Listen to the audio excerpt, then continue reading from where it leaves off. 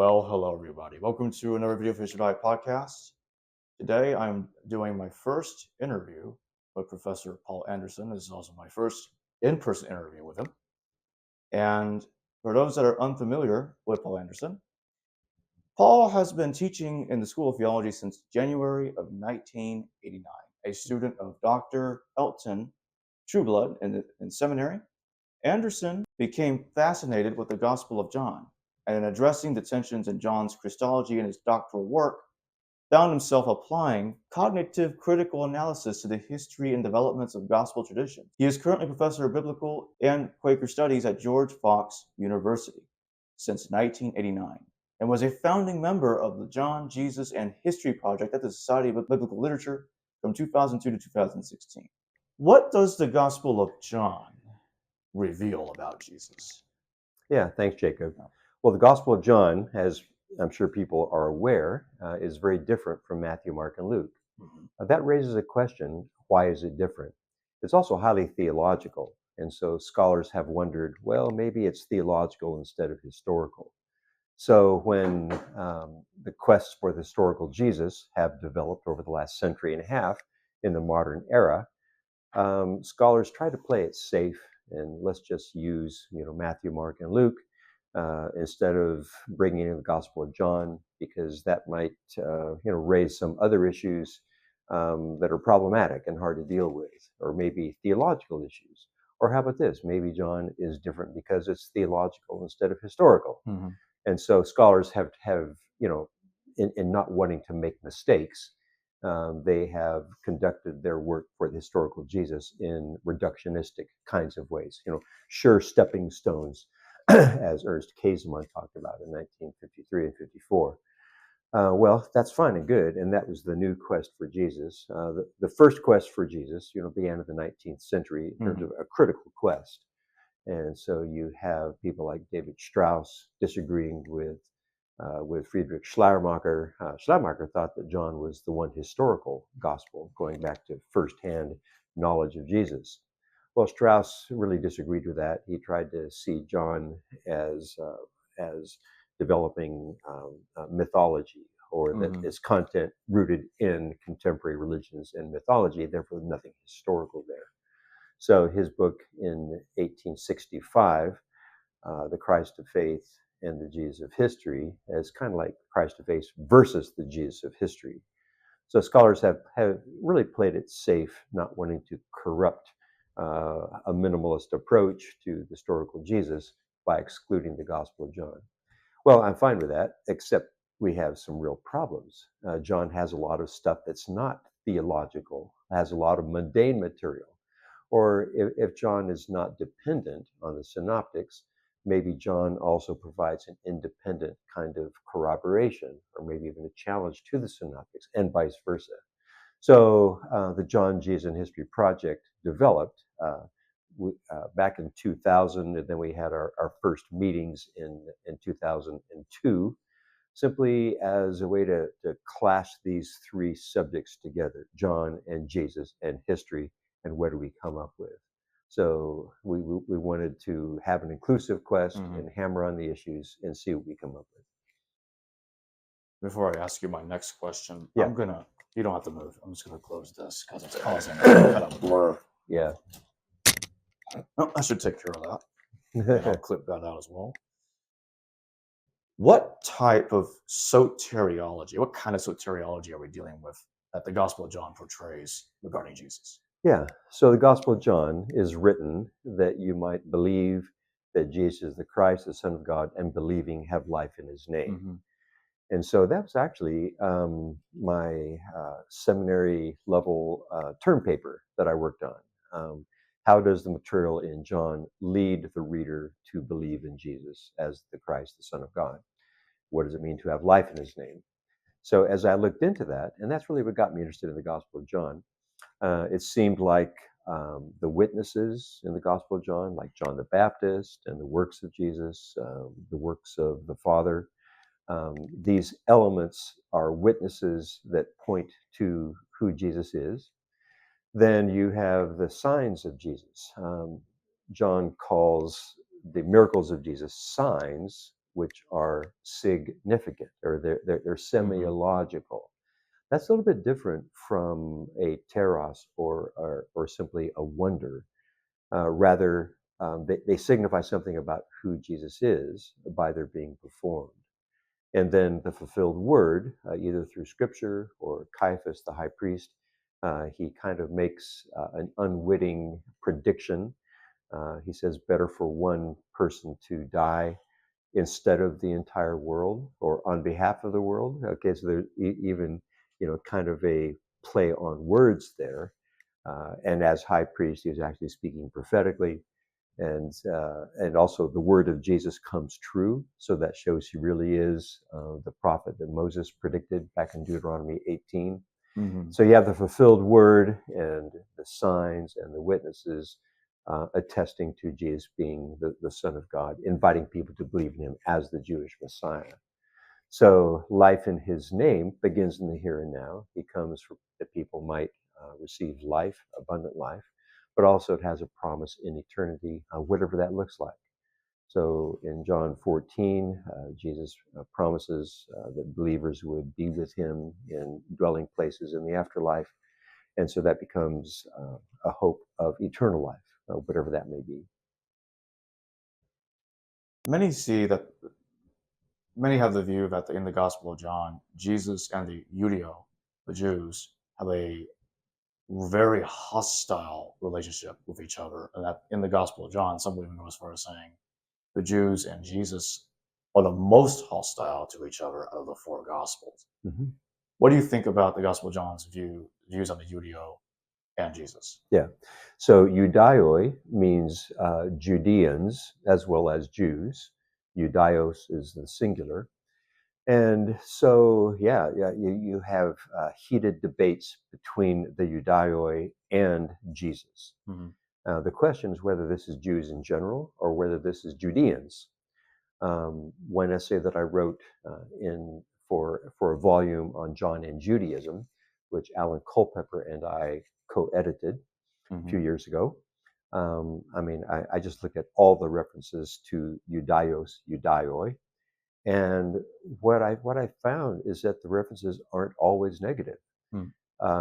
When you have Judaios, Judaioi as general as in the Jews, most of these are just neutral, like the Passover of the Jews or the customs of the Jews, or Jews did not have conversations, interactions with Samaritans, that kind of a thing.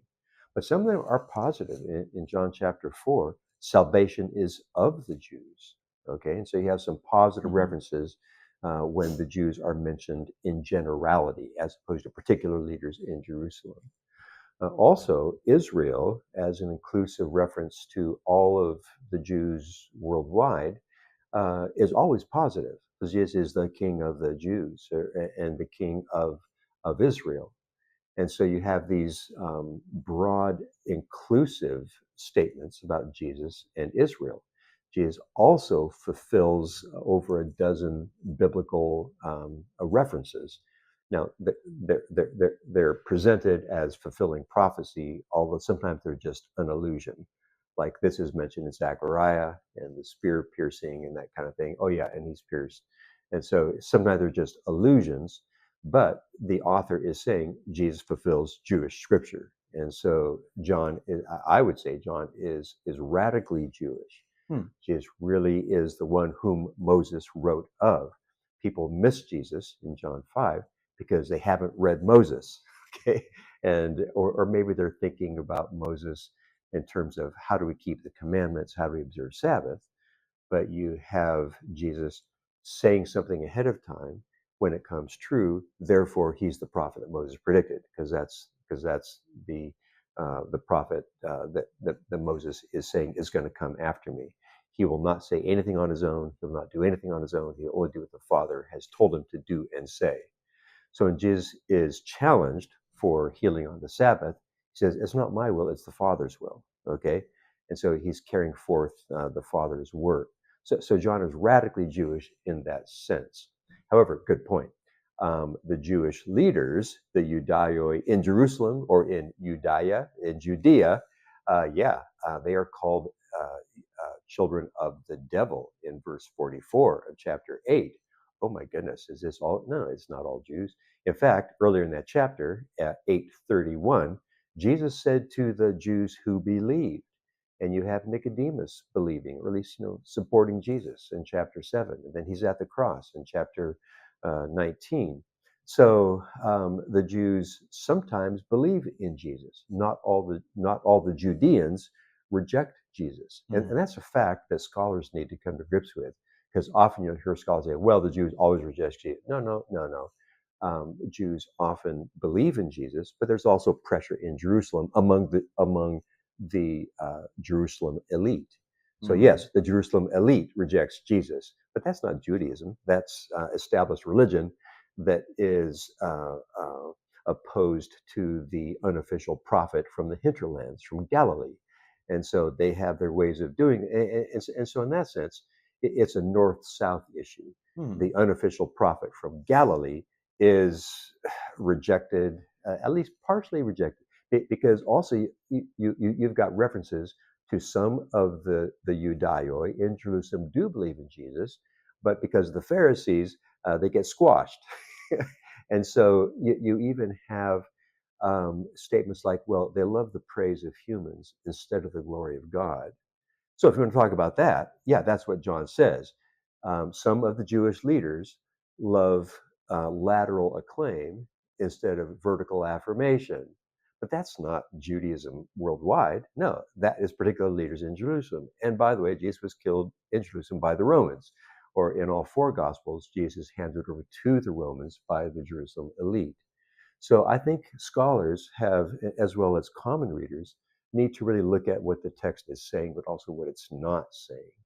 So yeah, you do have the northern prophet that is rejected by some of the leaders. Even Caiaphas. I've just included an essay in John, Jesus, and History, Volume 4, by the SBL president Musa Dube, who gave the presidential address last night here in San Antonio at the national meetings. She wrote an essay for me looking at Pilate in John 11 as kind of a trickster approach. So you might look at Pilate as wanting to avoid, given the popularity of Jesus, wanting to avoid a Roman backlash. And if the Romans are afraid of a Galilean prophet who is going to lead revolts against Rome, as happened in 6 AD or Common Era CE, with Judas the Galilean, and they went in and they crucified 2,000 people. And then you have other revolutionaries.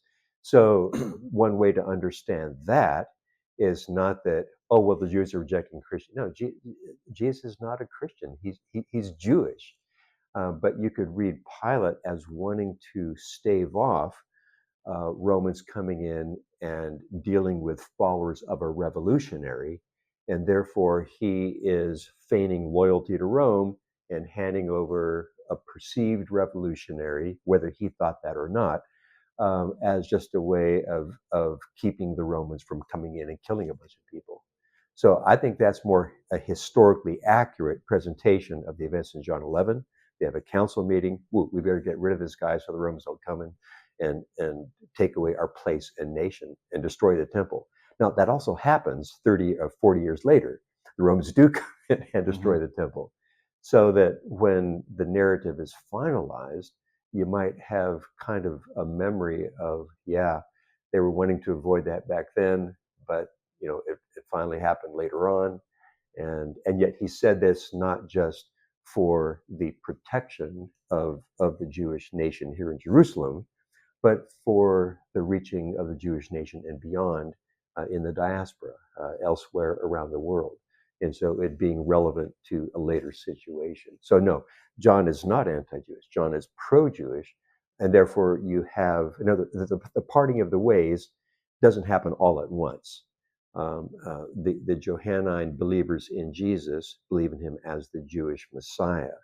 And probably in Asia Minor. So after 70 AD, when Rome destroys Jerusalem, according to Eusebius, you have John going to Ephesus or Asia Minor. And that fits pretty well with the churches in Revelation, whether that's by the same author or not, you still have the same sector of early Christianity, the epistles of John, as well as the gospel and apocalypse of John. So moving to Asia Minor, probably what you have is the evangelist, that means the gospel writer, and people around him. So we'll call this the Johannine community and leadership. My guess is that they're probably meeting in the synagogue on Sabbath, or maybe multiple synagogues, but that on first day, on Sundays, maybe they're meeting in house churches. So Gentile believers would probably meet in house churches like second generation Pauline mission. And so probably you have, that kind of interaction or mutual involvement in local synagogues and in house churches. But in the house churches, I still think that they're saying, we are Jewish. This is Jewish Messiah, or believers in Jesus as a Jewish Messiah, even if they're meeting in the homes of Gentile believers, probably. Yeah. Does the Gospel of John portray Jesus as God? The prologue does. We'll call this the Christ hymn. The Word was with God, the Word was God. He was in the beginning, was God. Everything that came into being through him. Now, that's one of the reasons that scholars question whether John is historical. It begins with a cosmic narrative, a cosmic tale. Is interested in the Son and the Father, and then interested in the Holy Spirit, who is sent by the Father and the Son. So you can see why the Gospel of John contributes then to theological debates over the next 4 centuries. And they had to have international councils to deal with the Gospel of John's theology, because there were debates. And what's interesting, and this got me into Johannine studies to begin with, often you have both sides of those debates in the early church councils citing the Gospel of John. So Arius is saying, well, the Son is like the Father, but not of the same essence of the Father. Athanasius says, no, the Son is of the same essence of the Father, homoousias, not homoiousias. So the first 2 councils dealt with those 2 particular issues. But point, um, a British scholar, Connie Bear, said that, well, if the church fathers had not had the 4th gospel, then Arius would not have been confuted.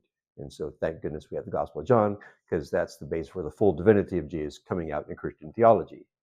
Well, a liberal French scholar, Alfred Loisy, said, yes, but if Arius had not the 4th gospel, he would not have needed confuting.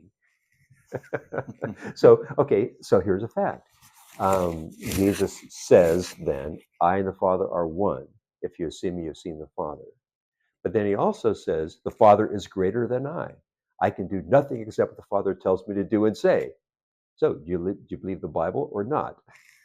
Or is John contradictory?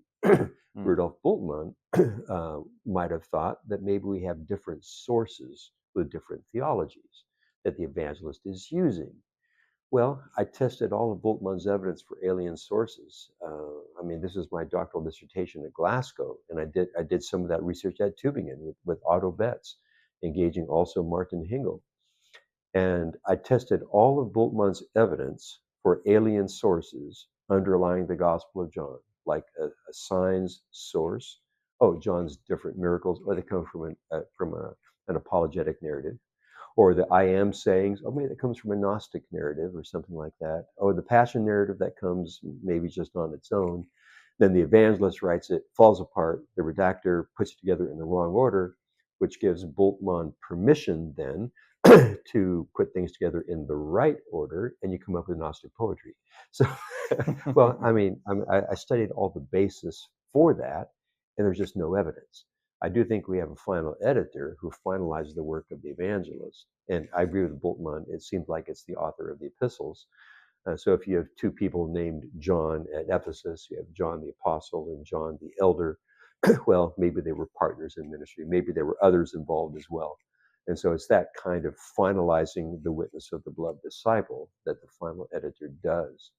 But back to your earlier question. What's going on then with the Christ hymn? Was this the first stroke of the quill? of the gospel writer. As I look at that, with Bultmann and others, it does have a poetic structure. You have verses and stanzas that hang together. You have some strange verses of John the Baptist, 6, 7, and 8, and 15 of John chapter 1. Well, that's kind of, going back to the mundane, but the rest of it is a Christological confession. Notice that it's also first person plural. We beheld his glory. Okay, but even in that confession, you have both the humanity and divinity of Jesus emphasized. The Word is with God, the Word was God, but then the Word became flesh and dwelt among us. And so you have the fleshly incarnation right there as dual aspects of early believers' confessions about Jesus. So I just wrote a paper last year that'll be published next year, in which I'm arguing that the Christ hymn is what was added later, along with John 21. So the first ending was, "These things are written that you might believe." And then chapter 21 starts up in Galilee. There's a great catch of fish, and Jesus appears there on the seashore. So that seems like that's added later. You might even see some later material, like between chapter 14 and 18. So 14:31, "Let us depart," Jesus says. But they don't get to the garden until chapter 18. So one guess is that maybe we have some addition of material, like the great prayer of Jesus, that they may be one and abiding in him. And so maybe later preaching of the evangelist that the final editor then adds. I might even see John 6, the feeding of 5,000, the sea crossing, Peter's confession, bread of life discourse. Maybe that's added later. So John 5 and 7 are both talking about the first miracle in Jerusalem, the healing on the Sabbath by the pool of Bethesda. So when you look at the poetic structure of the Christ hymn, it's more like First John, the epistle, verses 1 to 3 of the first chapter. We proclaimed you the word of life, who was from the beginning, and what we have seen and heard. So you have that language that is closer to the Christ hymn than the rest of the narrative, although the Christ hymn introduces the narrative perfectly well, does a good job. But I might guess that the Christ hymn developed as a response to the evangelist's teaching over the years, just like the beginning of 1 John 1. So what we have seen and heard from the beginning, what we've heard the evangelist talk about. Now, it could be that John the Elder is also an eyewitness, because he's saying, we were there from the beginning. So, but it seems like he's responding to what Jesus has said in the narrative. So back then it was a new commandment, love one another. By now it's an old commandment. Come on, remember what Jesus has been saying all along, or remember what the evangelist has been teaching us all along. And even in 2 John, you have an emphasis on abiding in the teaching about Jesus. Okay, so that's like a third person reference to the teaching of the evangelist, in abiding in the teaching. In the Gospel of John, it's abide in Jesus. In in 2 John, the epistle, it's abide in the teaching about Jesus. So that suggests to me that there's more than one author and leader in this part of early Christianity, from 70 A.D. to 100 A.D. or Common Era CE. So just one more point on this. Sure. So if we take out the verses of John the Baptist, like there came a man from God, his name was John. He came to witness to the light. Oh, he wasn't the light, he witnessed to the light. Okay, a little clarification there. And then verse 15, he was before me, says John the Baptist, although he came after me. So it's precedence versus chronology. And then in verse 19, they come to John and say, "Are you the Messiah or not?" He says, "I'm not the Messiah. I'm not the prophet. I'm not Elijah."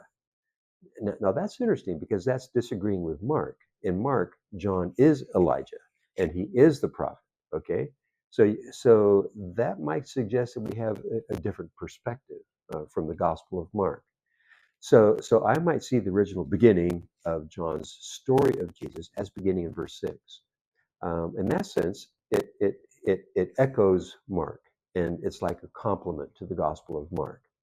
And so you have, um, uh, if people are familiar with the Gospel of Mark, performed among the churches already, so maybe the evangelist has heard Mark performed, then yeah, John the Baptist came pointing to Jesus, kind of similar to Mark chapter 1.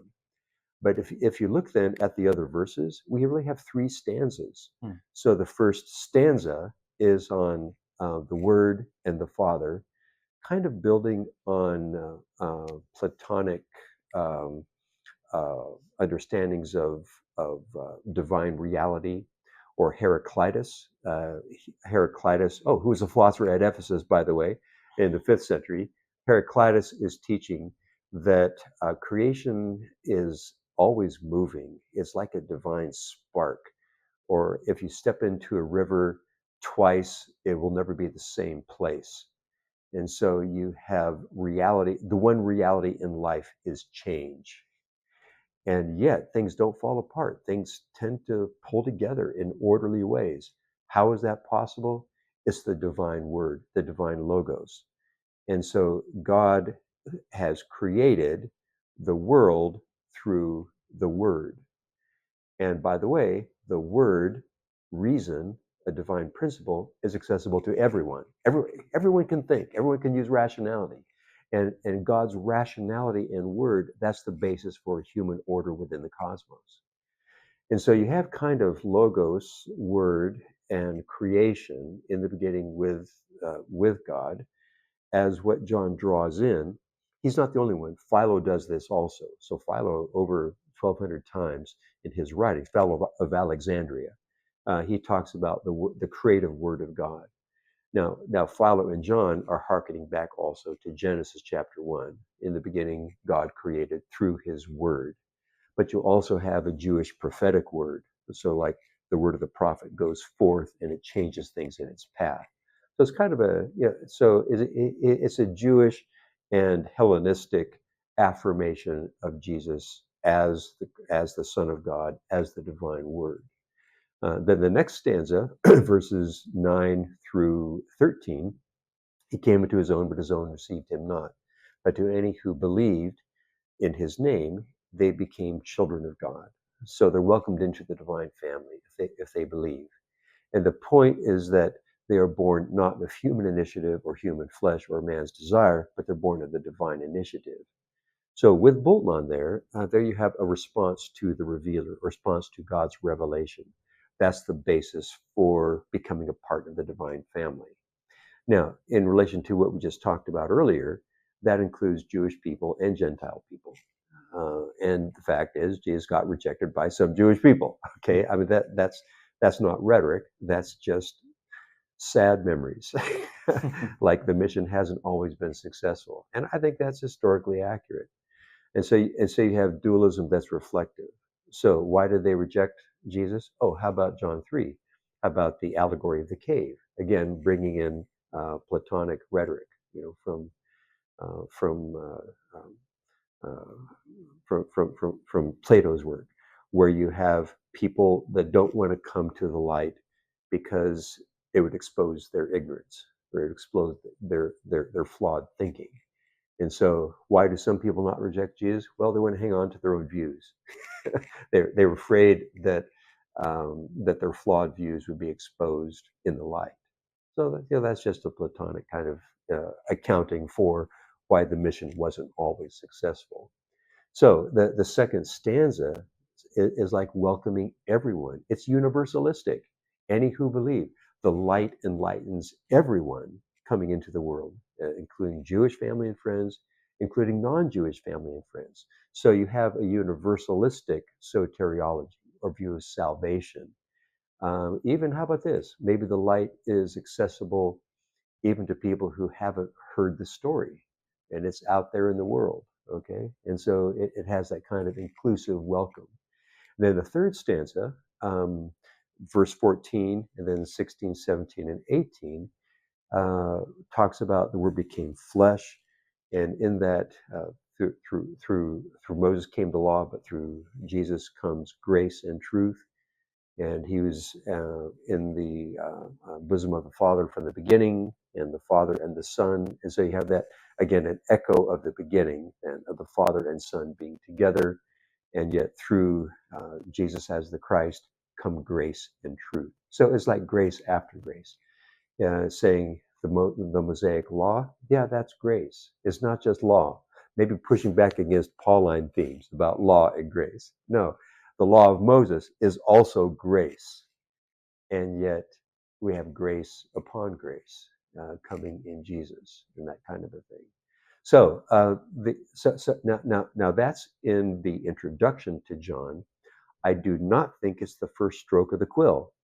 I'm calling it an overture, not a prologue even. I'm calling it an overture.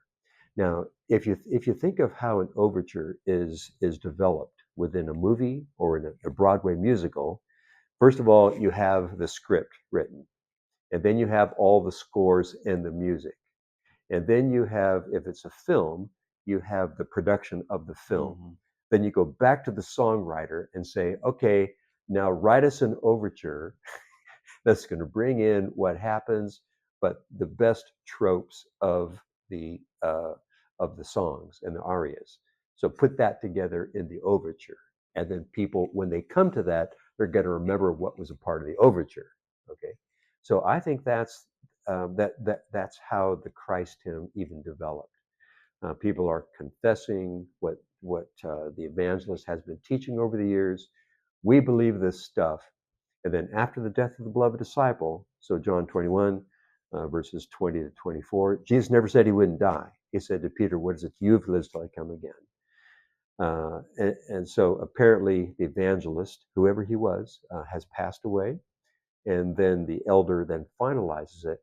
And at that point, he adds the overture. Mm. Now also people might be familiar with the overture to begin with. So it might be a part of their worship in house churches. I don't think it's being used in synagogues because I might say, oh, wait a minute, that's ditheism, not monotheism. Right. Yeah, so it's probably a familiar piece. And that these Christ hymns also were highly political. When you look at the Christological hymns of the New Testament, you've got Philippians 2, 6 through 11, that though he was equal to God, he poured himself out unto death, and God has raised him up. Then you look at Colossians 1. You have Christ, who is the head of the church, and the firstborn of creation. And then you have Hebrews 1, 1 to 4. You have God who's spoken many times, many ways, now spoken to us in his Son, Jesus Christ, who appointed heir of all things. And then John 1. Well, these, I think, are Jewish resistance literature against empire. When you look at Julius Caesar, who by Augustus Caesar is claimed to be the divine son, and also also Augustus also, I guess, hailed as the divine son, Divus Filius. You have Roman imperial power claiming divine attributes to get people to go along with empire. And so therefore you have sacrifices to the emperors. Some emperors did that more than others. You have Caligula wanting to set up a temple or a statue to himself in the Jerusalem temple around 40 CE. You have Domitian wanting to setting up a big statue of himself in Ephesus and requiring emperor worship from 81 to 96. And so you have an emphasis on worshiping the emperor. So I believe that these Christ hymns were pushing back against empire and saying, no, the Jewish Messiah is Lord, not the Roman emperor. And so, yeah, it really, they become confessions about what God has done in Jesus as the Jewish Messiah. in opposition to Rome, even if they've destroyed Jerusalem. And so it's got that kind of relevance to God having the final word in the Jewish Messiah, as opposed to the imperial Caesar. So the Gospel of John, as you've pointed out a few times, that there's been some additions to text, some real additions. Some people say that there's other additions that you were talking about, Yeah. Boltmann or a bunch of sources that Boltmann was postulating that you disagree with. How long was the Gospel of John developed before it reached its final form? Yeah. John Robinson argued, and some others argued, maybe the reason that it's not in Matthew, Mark, and Luke, maybe it was finalized earlier, maybe it was written earlier, and maybe that's why. That's why. So it's easier for one gospel to be overlooked than for the synoptics to not be known. And so one view is that maybe it's finalized in the 50s or 60s, or maybe an earlier edition was finalized early. I'm happy to go with material developing early on. You don't know when stuff gets written down. Perhaps with the death of Peter happening in the mid 60s in Rome, maybe that's why John Mark says, "Hey, we better get this down. Christ hasn't come back. We better preserve this for later generations." So you could imagine that John Mark, if that's the author of Mark, would get down Peter's preaching and some other stuff because the apostles are dying. I think something similar might happen with the Johannine tradition. So as long as you have the voice of the apostles or the first generation of believers, hey, that's better than written stuff. And Papias even mentions that. Man, back then we had the oral tradition. That was great.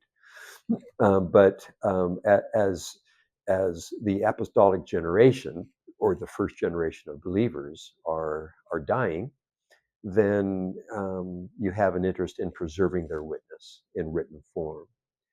I might guess that John's material is developing for about 5 decades. So about 80 or 85, I think we might have a first edition of John. The reason I'll push it to 85 is that it has in John 20:28 a confession by Thomas that's anti-Domitian, my Lord and my God.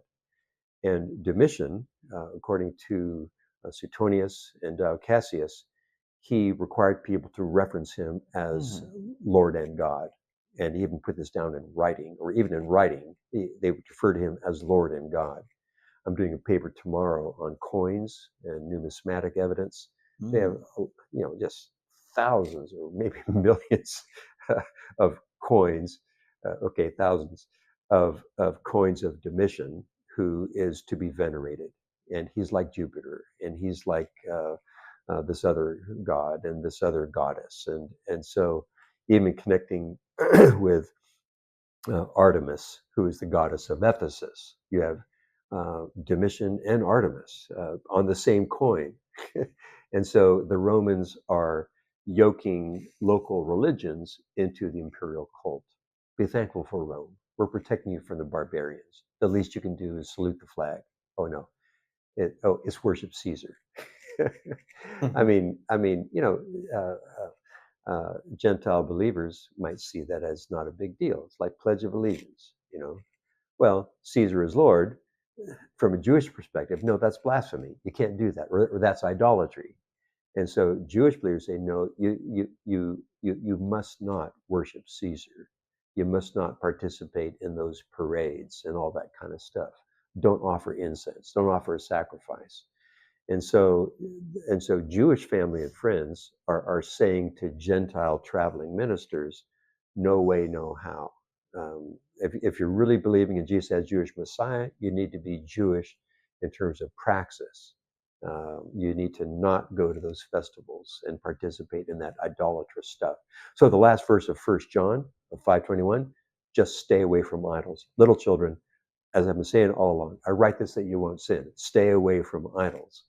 So even if you're looking at those who claim to be without sin in 1 John chapter 1, it's not that they're perfectionistic Gnostics. like, oh yeah, we're sinless, we've been, sanctified. No.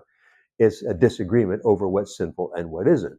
And in chapter 5:16, the death-producing sin, there's no hope for that if you're going to be out there worshiping Caesar and offering a sacrifice and that kind of thing. That's the death-producing sin.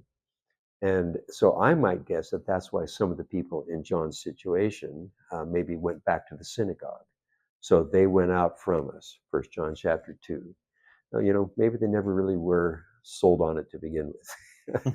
but here's this, okay? If they're protecting Jewish monotheism, if they deny the Son, they're going to lose the Father. If they receive the Son, then they're going to receive the Father.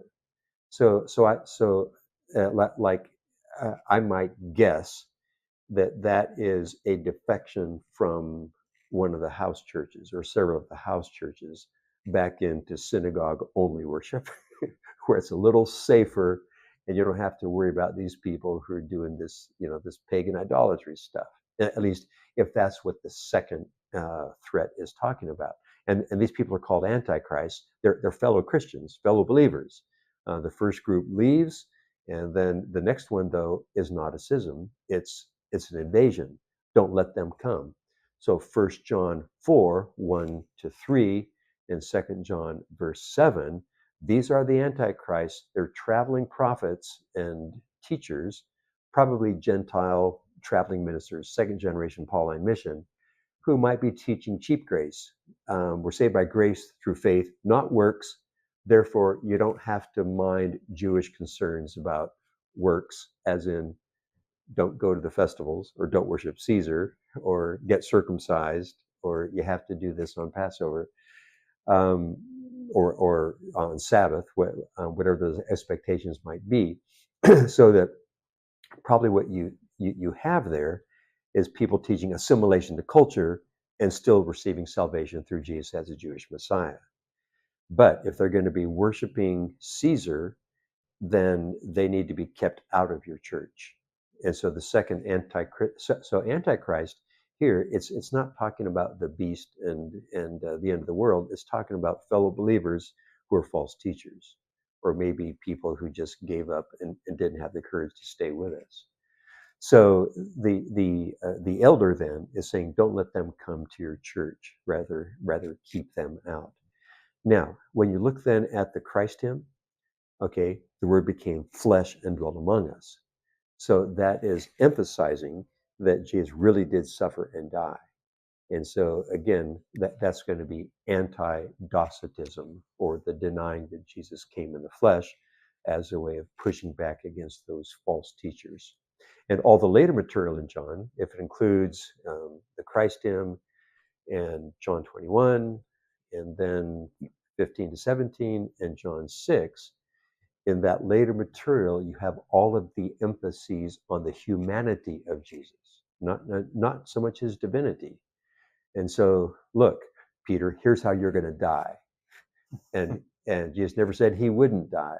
So hang on there. You follow me, okay, even if it leads to death. An emphasis on incarnational solidarity with Jesus. Then Jesus prays for his disciples in the world, of the world, not of the world. They're going to receive persecution, but abide in Christ. 15-17. Then in the little reference to the eyewitness saw that water and blood came out of his side, 19:34 and 35. So it's an emphasis, again, not on his divinity, it's on his humanity, pushing back against those who say, he didn't suffer and die, I don't have to suffer and die. And so the great attraction of the non-suffering Jesus is cheap grace. We don't have to embrace the way of the cross. So when you look at John 6, you must eat my flesh and drink my blood, or you have no life in yourselves. It's not saying take the Eucharist or you have no salvation. Okay, so that's Bultmann's view. He's totally wrong. It's if you don't embrace the cross, don't expect to be raised up in the afterlife. So the nourishment for believers is the flesh of Jesus given for the life of the world on the cross. Eat that, verse 51. And you must be willing to ingest the suffering and death of Jesus. And so the issue there is don't deny your community. Don't say, I'm not one of them. Be willing to suffer and die with Christ. If you're not willing to do that, then you don't have hope in the afterlife. So it's more martyrological. And when you look at the reference in Mark 10, where Jesus says to James and John, okay, you guys want to be first? Are you willing to eat my flesh? Or are you willing to drink my cup and be baptized in my baptism? They say, we are. And Jesus says, then you shall be. So to drink the cup of Jesus is not saying, hey, are you willing to get liturgical? No, saying, are you willing to suffer and die with me? And in chapter 12, Father, let this cup pass from me, but not my will, but thy will be done. And so really, I mean, the Eucharistic elements in first century tradition are not just about remembering what Jesus did so we can appreciate salvation. They have to do with solidarity with Jesus and willing to suffer and die with him. That's the association. And so that's what's going on in John 6. And then some hear that and so some of his disciples abandon him and walk with him no longer. So they left Jesus because he's talking about martyrological faithfulness instead of leading a charge to Jerusalem, to overthrow the Romans. And so even back in the original memory, some people left Jesus because they're looking for a political Messiah or somebody who's a revolutionary. And Jesus says, I'm not that. So, and then he says to the 12, so you guys going to leave also? Mm-hmm. And Peter says, oh no, you alone have the words of eternal life, or you have the words of eternal life, and you're the Holy One of God. Now, Holy One of God in Mark 1:24, that's what the demoniac says when he's afraid of the power of Jesus. It's like, oh, Holy One of God, you have great power. And so Peter might be understood there as saying, you're the Holy One of God. No, you have great power. We know you're going to deliver us from the Romans. And Jesus says, I have not elected you the 12, or have I? Is it a question, or is it? I think it's a statement. I have not elected you the 12 to escape persecution and suffering, and one of you is a devil. Okay, and then I think the editor clarifies it. He must have meant Judas, the bad guy. He can't mean Peter, but he says that to Peter, which is similar to Mark chapter 8.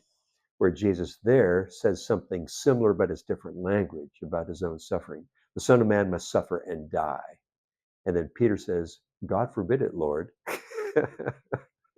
that you and we should suffer and die. And Jesus says, get thee behind me, Satan. You have in mind human plans, not God's plans.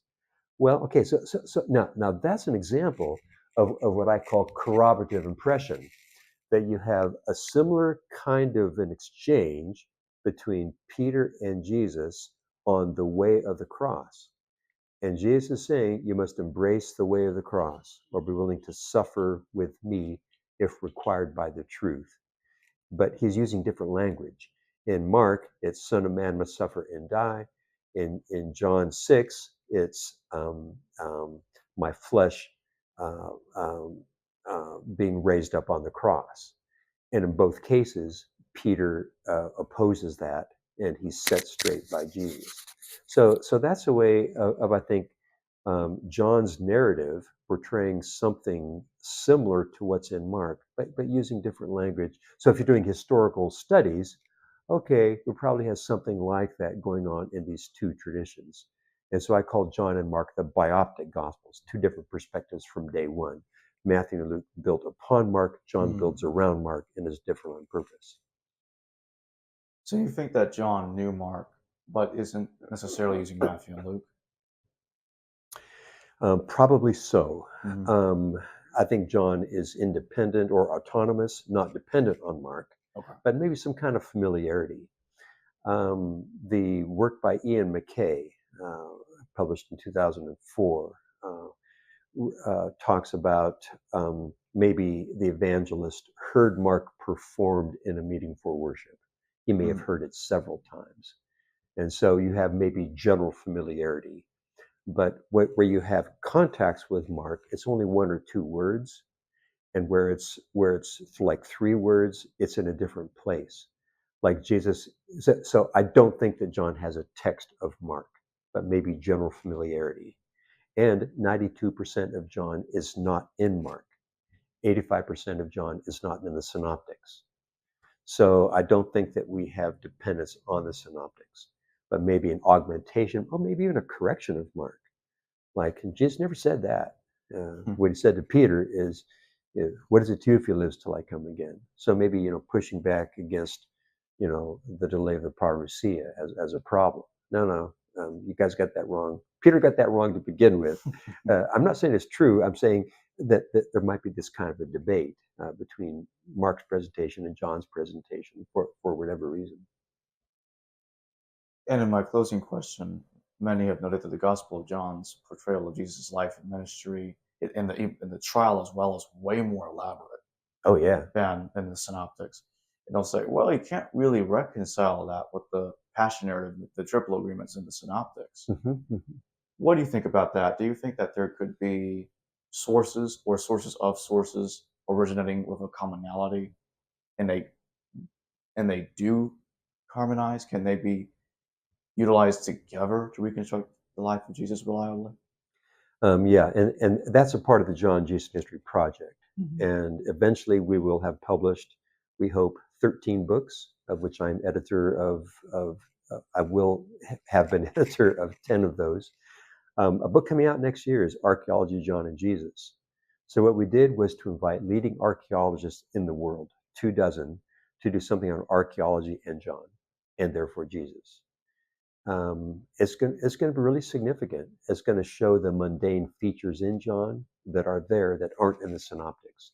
Mm-hmm. And the final reviewer, Craig Evans, he points out that what we have is verisimilitude that is consonant with Palestine, Jerusalem, Galilee topography and flora and fauna and those kinds of things. And that's not what you find in the 2nd and 3rd century Gnostic references to Jesus. In fact, it's even more graphic that there is more archaeological and topographical detail in John than all the other Gospels put together, canonical and non-canonical. That is a fact. It's an empirical fact of John's empiricism. So while being theological, it also is mundane. So my essay in that collection is John, the mundane gospel, as well as theological. Therefore, this is leading to what I'm calling a fourth quest for Jesus. And that will be a book of mine coming out from Erdman's in a couple of years. So the fourth quest, the first three quests have left the Gospel of John out. Even the third quest using social science methodologies, my friends in that work have also tried to be conservative and not get hyperextended. So they found it easier to leave out John. Let's just use Matthew, Mark, and Luke. And John is, later sociology, but not early sociology. Well, if you're going to use all sources, including non-canonical material, how can you not use the Gospel of John? So I'm calling for the fourth quest for Jesus, and I've designed new criteria for determining historicity. They're inclusive instead of reductionistic. Well, thank you for joining me today, Paul Anderson. Hey, well, thank you. Great to be with you. Likewise. Hello viewers, thanks for watching this video from the History Valley YouTube channel. Please don't forget to subscribe and hit the notification bell. And if any of you wish to further support this channel, please consider checking out this channel's Patreon page and becoming a patron, and or donate through PayPal or through Super Chat during your live stream. Thank you.